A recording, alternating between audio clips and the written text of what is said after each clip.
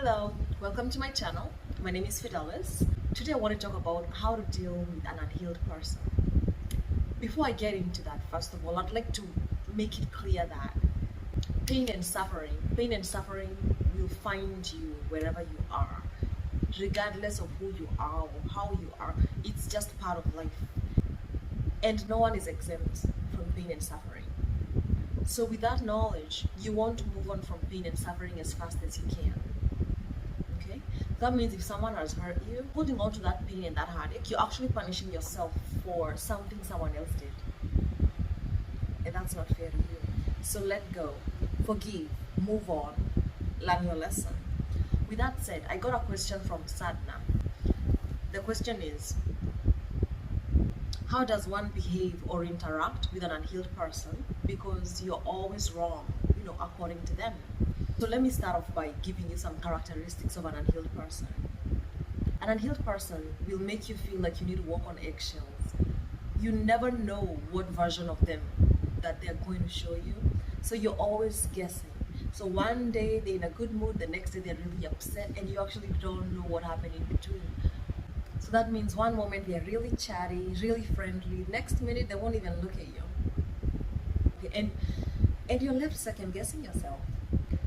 An unhealed person is very judgmental. And they're judgmental, always trying to target your self-esteem. I remember my mother-in-law once told me, "Hey, Moyaki, onako gigiage ni tiketa makumone hii. We mohechu mono." And honestly, I'm a girl. Deep down, I still have vulnerabilities. So I went to my husband later and was like, "Babe, are my boobs too small? Is my bum too small?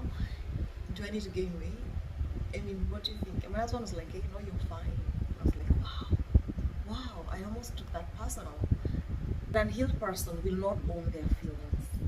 They will always try to project them onto you. So if something has made them angry, they don't know how to come and say, "You know what, I'm actually very upset about this." Instead, they get angry at the fact that you're angry.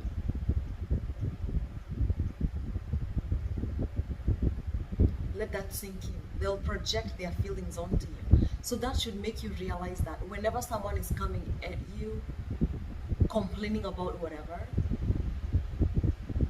just imagine yourself as a mirror. Because all that they're saying is actually about them.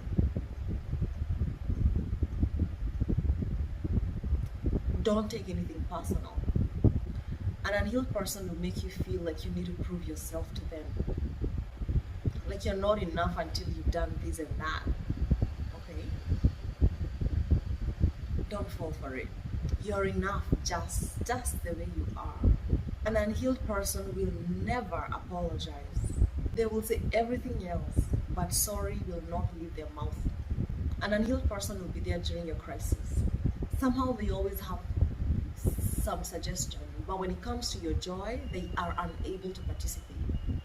So an example, you get a promotion and your partner's first reaction is, "Oh my God, that's going to be so much work. Do you think you'll make it?" How about congratulations? An unhealed person can find offense in pretty much anything can offend them. So with that said, let me give you a side story to this. So recently I got an opportunity to travel to America for a month. During this month I was going to get an opportunity to visit my family, my mom, my sisters, my dad, see my niece, my nephew, and at the same time help a friend of mine establish some things in his agency. I got so excited when I got this news. At least I had the estimates of the dates. The tickets had not been bought yet. So then I told my husband, my mother-in-law, my sister-in-law, and my brother-in-law, okay, because we all kind of live in the same environment, that hey, I'll be going. If anyone needs anything, if there's anything that anyone would want me to carry or whatever, let me know. I'll be going at some point in January. Okay? And then between December and January, everybody got busy. Everybody got very busy. So fast forward to January and the tickets were bought.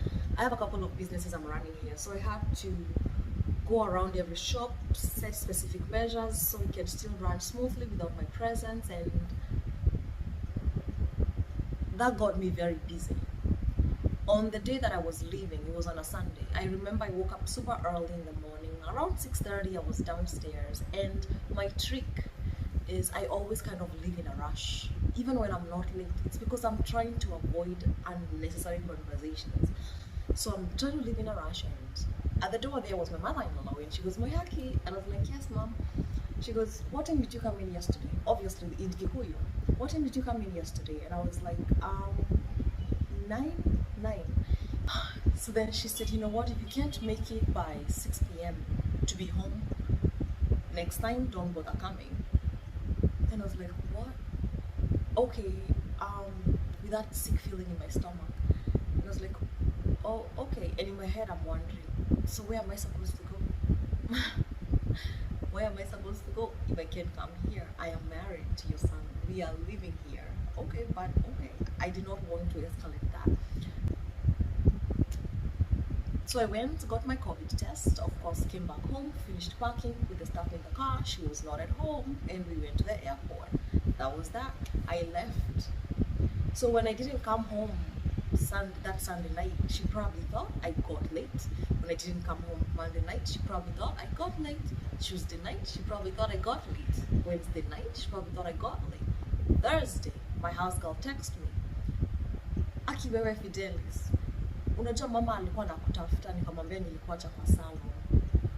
And I was like, translate that.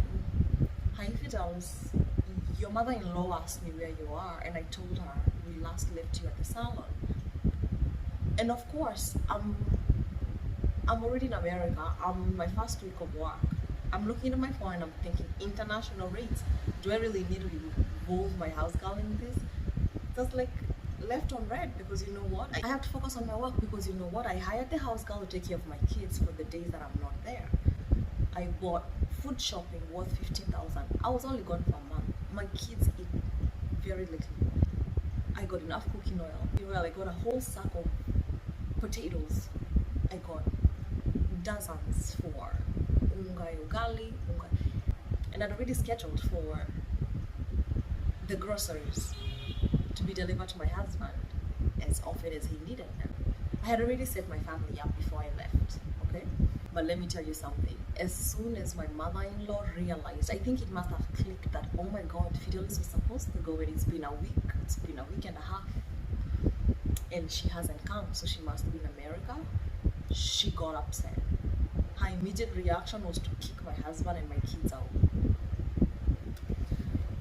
Can you believe that? So I'm waking up in the middle of the night because of the time difference. There's an 8-hour difference.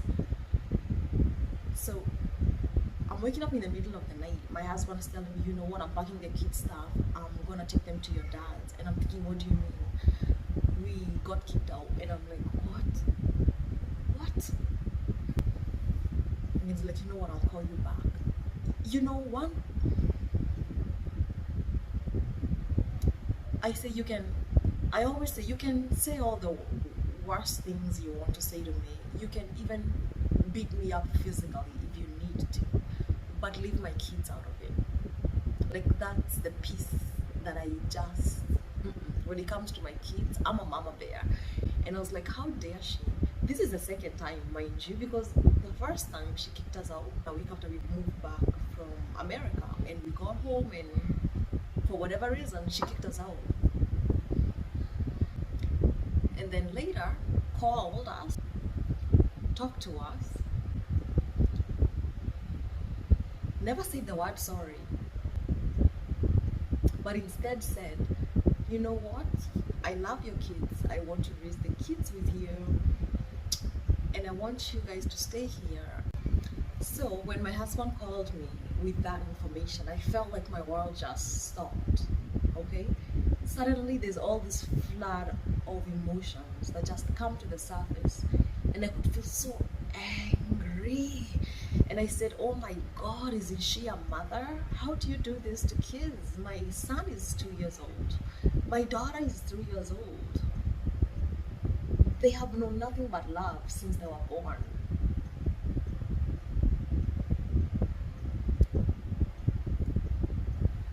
First wave of emotion, right? Second wave, My parents want to be with my kids. They ask me about my kids every day. Every day. We even had to create a group so my parents are always up to date with what the kids are doing. We post pictures there so they can feel like they're part of it. And here we are in the presence of this woman, and she's kicking my kids out.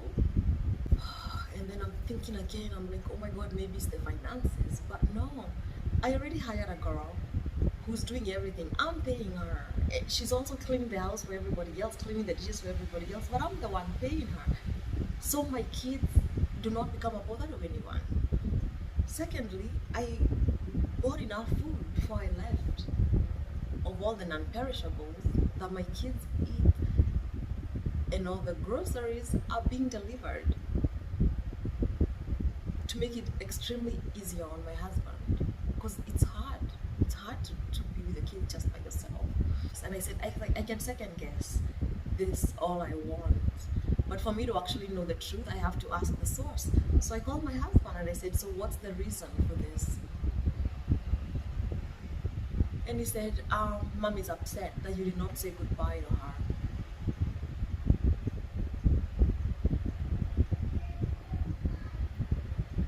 Guys, like, it took me a while, like saying goodbye.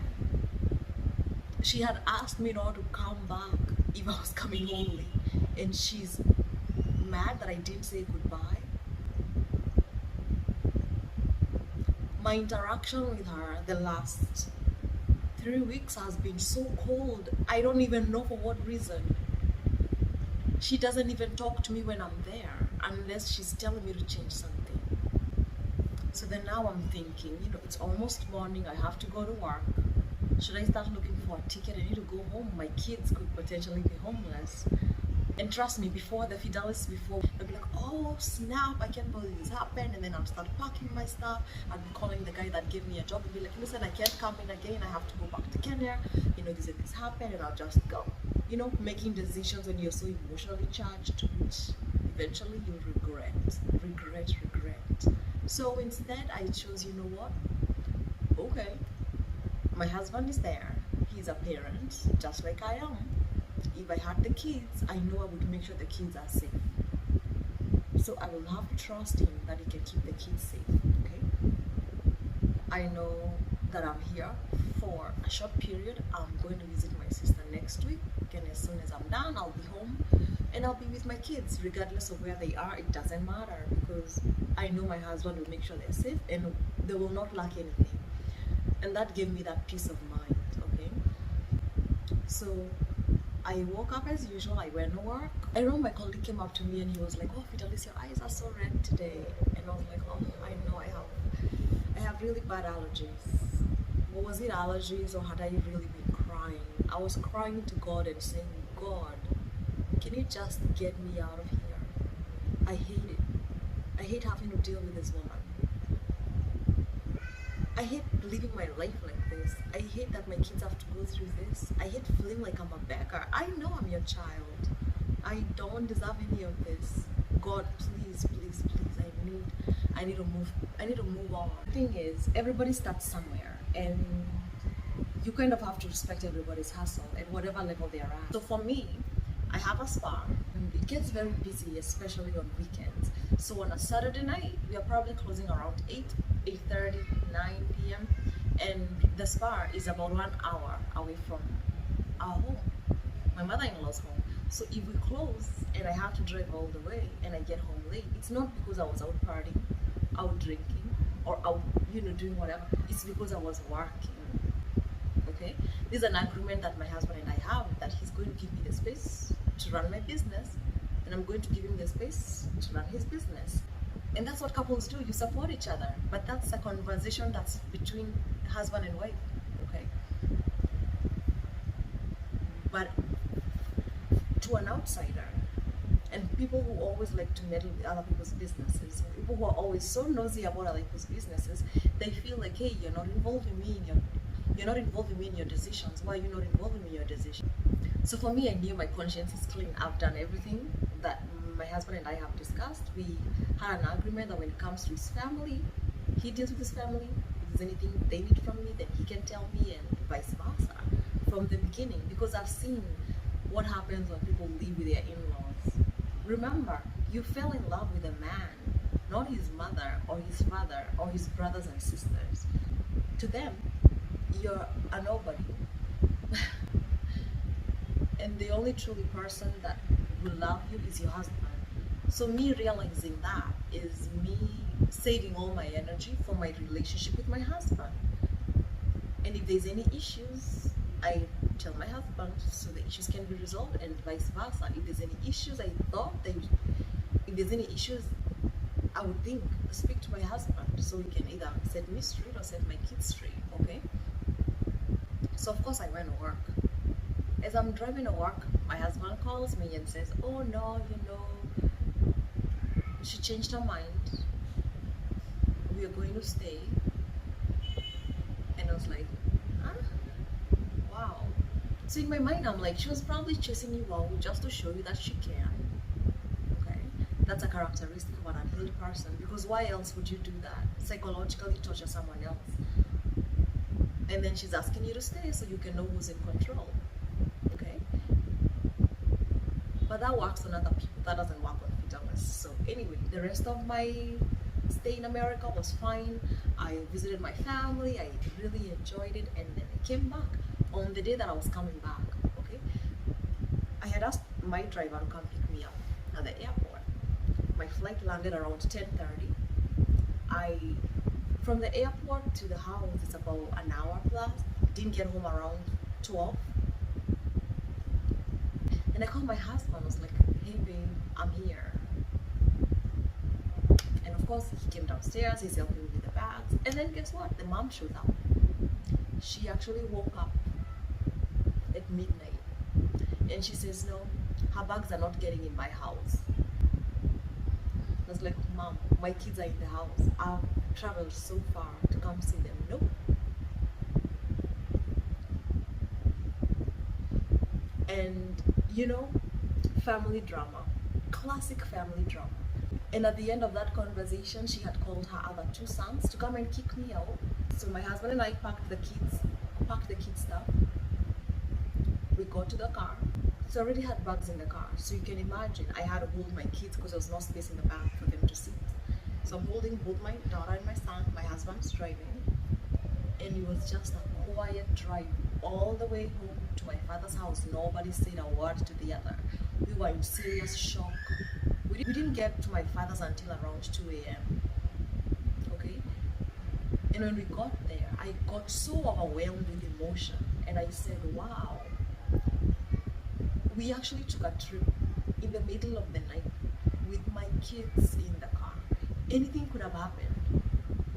Kenya is not the most secure place. My car is not the fastest.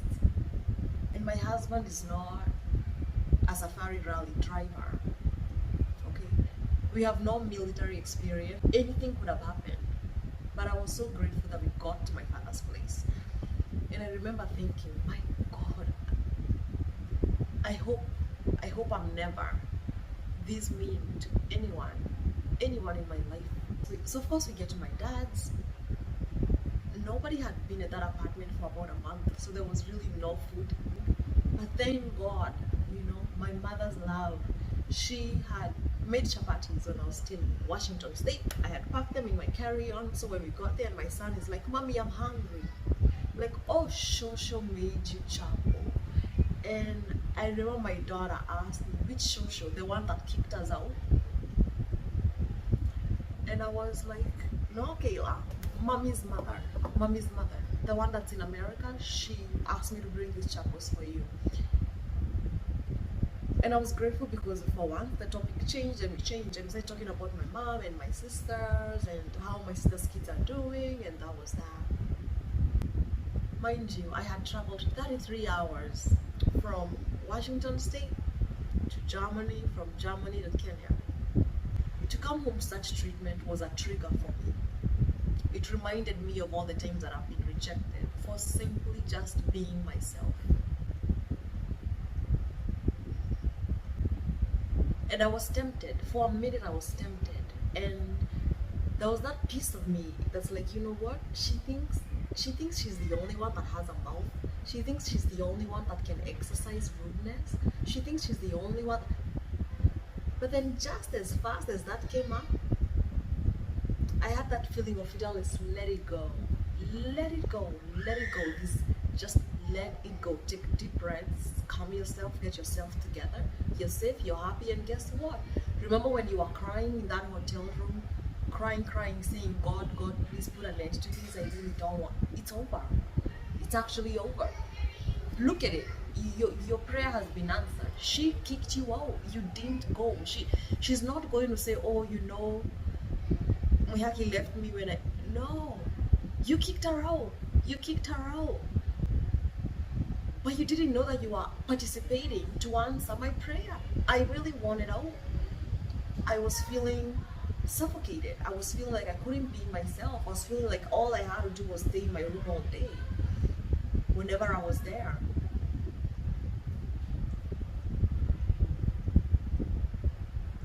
And just like that, I was overwhelmed with so much joy, and I started talking to my husband like, hey, now that we are here, we need to figure out where we're building, what we're gonna do moving forward. Now that we have, the kids, coincidentally, the kids closed that day.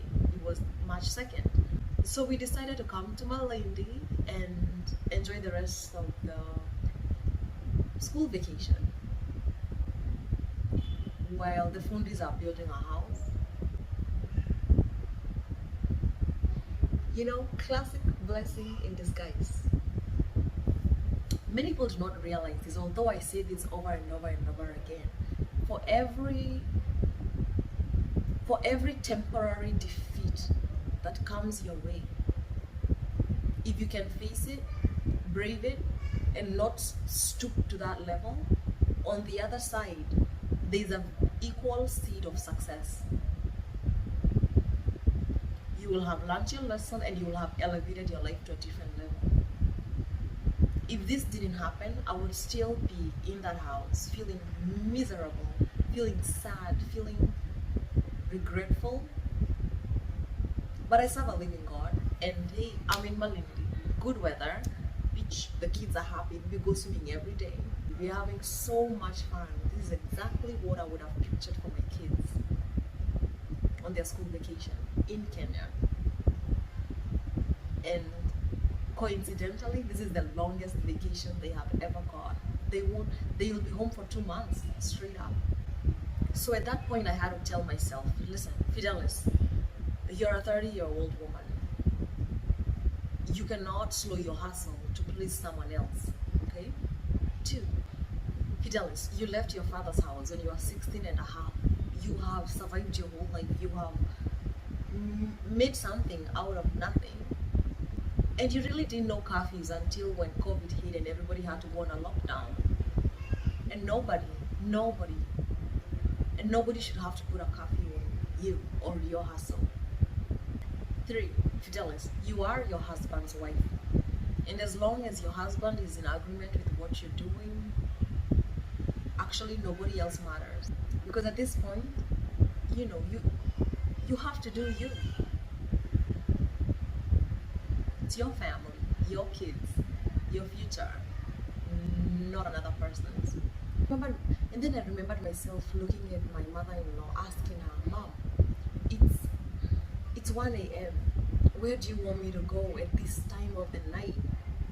And she goes, don't call me mother. I am not your mother. And you can go back to where you came from. Did you have a place before you came here? And that is where you say, when God shows you someone's true colors, don't go about painting a different image. Please take it as is. That person doesn't value you. That person doesn't love you. That person sees you as a pain, a baggage. That person would actually want to harm you. So distance yourself. So how do you deal with toxic people? 1, distance yourself. Run, go. Don't wait to be kicked out like I did. If you can't do it physically, then distance your heart. What do I mean by this? So for me, if you show me that you don't love me, you don't care for me, you would actually want to harm me if given a chance, you do not value me, then automatically that's God showing me your true colors. And I'm not about being a different picture. Whether you're supposed to be my mother, my sister, my brother, if you show me that you do not care for me, you do not value me, you would want to harm me if given a chance, I will not value your opinion, because your opinion is going to be biased by that desire to hate me, that desire to harm me. I cannot value your opinion. And because I cannot value your opinion, you can tell me anything you want to tell me, but it's not valuable in my life. So you can come tell me, oh, Fidelis, I think you need to gain weight, you're so skinny. It comes here and lives right here, because you know what? You don't value me. Why would I think that what you think is actually good for me? So I have distanced my heart, meaning you can say all you need to say to me, but it's never really going to get to the point where I get hurt. I have essentially detached. When it comes to you, there's a brick wall between my heart and you, and good luck. So distance yourself, physically or emotionally. For someone that doesn't value you, doesn't respect you, doesn't love you, doesn't even like you, in their eyes, you will always be on the wrong. In their eyes, you will never do anything right. But don't fall for that. Don't fall for that. Remember in the Bible when God sent Samuel to go anoint David? And Samuel was shown all of David's siblings.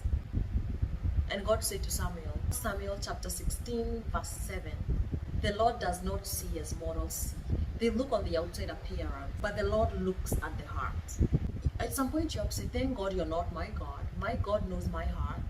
My God knows my conscience is clean. And I can no longer put any more energy into this. 2, be compassionate.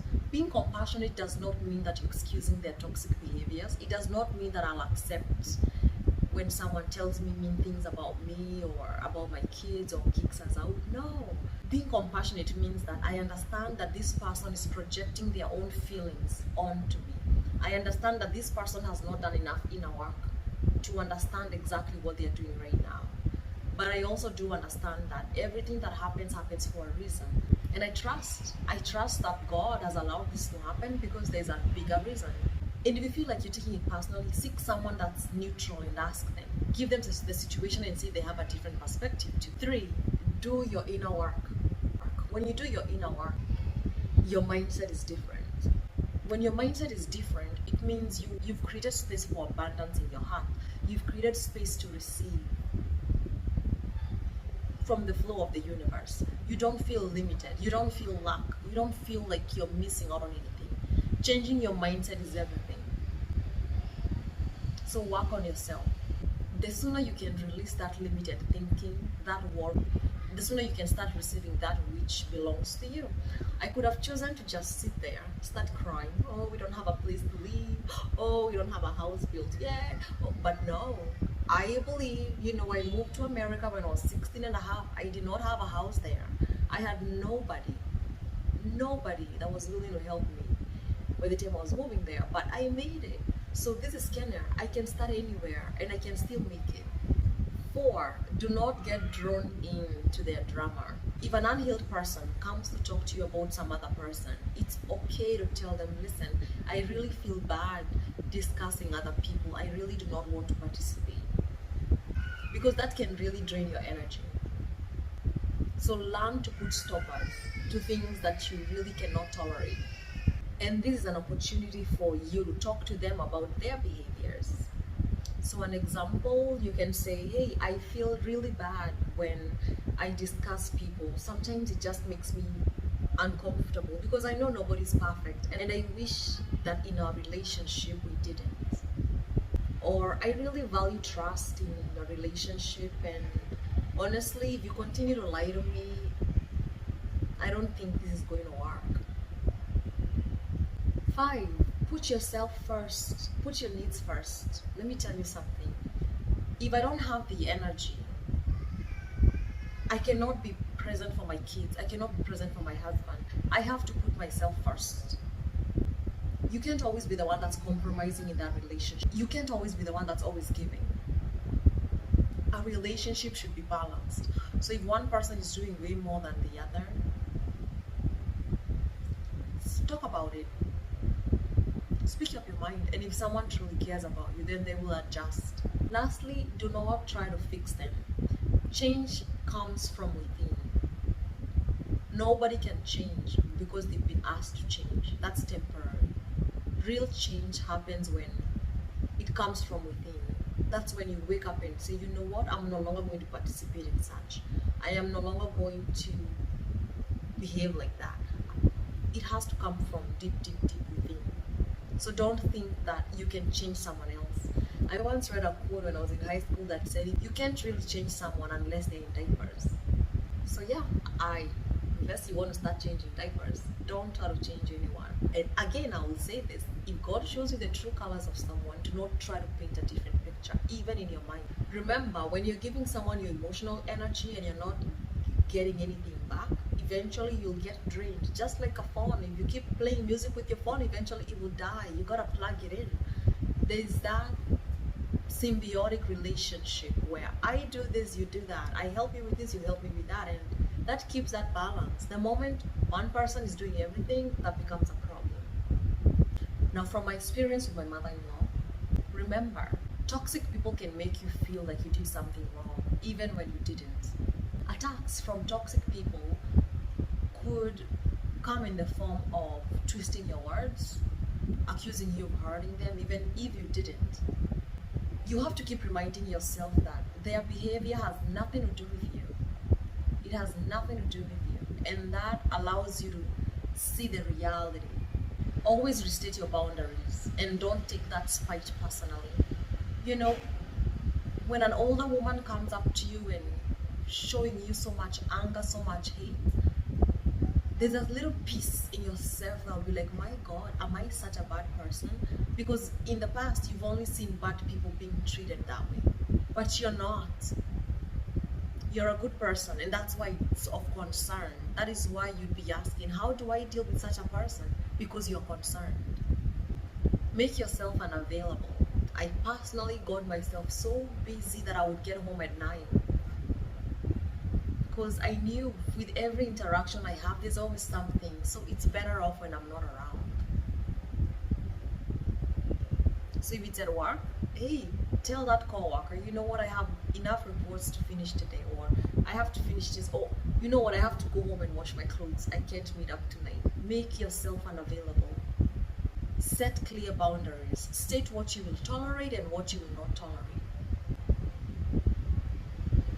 And when someone does something that you will not tolerate, then take measures against that. Have an exit strategy. And this is my favorite part. So each time I'd come downstairs, I'd be fine walking from my room to the top of the stairs, and then from the top of the stairs I would rush. I would go put on my shoes real fast, pretending to be in such a rush, so that if someone tries to stop me, I'm like, oh my God, I'm really late, I'll be back. But what happens when the person is already there, they're having a conversation? You're feeling very uncomfortable and you need to find a way to exit that conversation without being rude. Fake a phone call.